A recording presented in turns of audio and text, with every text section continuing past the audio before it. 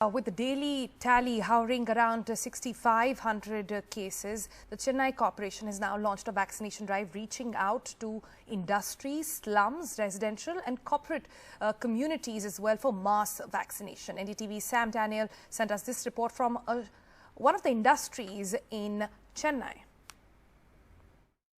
The Chennai Corporation is actually reaching out to the community to inoculate as many people as possible with a target of 1 lakh vaccinations in 4 days. And we come to you from one such outreach vaccination center at the A.V. Thomas Leather Industries. Around 50 workers here, mostly women, are getting vaccinated.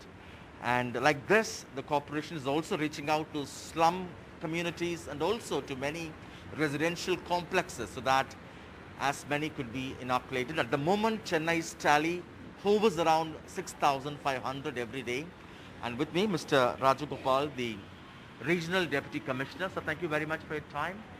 This is a continuous process industry, and any particular reason why this kind of an outreach is important?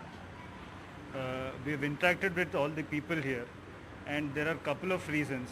So if employee here has to come to an urban primary health center or an urban community health center, they'll have to lose 1 day's wage. Also, there is some kind of hesitancy to go alone. When they're in a group, I feel there is more eagerness to take the vaccination. And also, it is closer to their workplace, and inside their workplace, in fact. So that is why I feel these kind of outreach campaigns will help us reach our target in the next few days.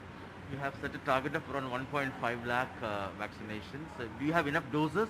We have around 1.4 lakh doses, and we are right now doing around 20,000 vaccinations per day.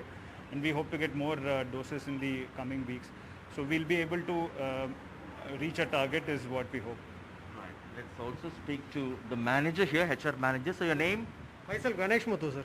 And why many of these workers have not got themselves vaccinated so far? The city had so many vaccination centers freely available.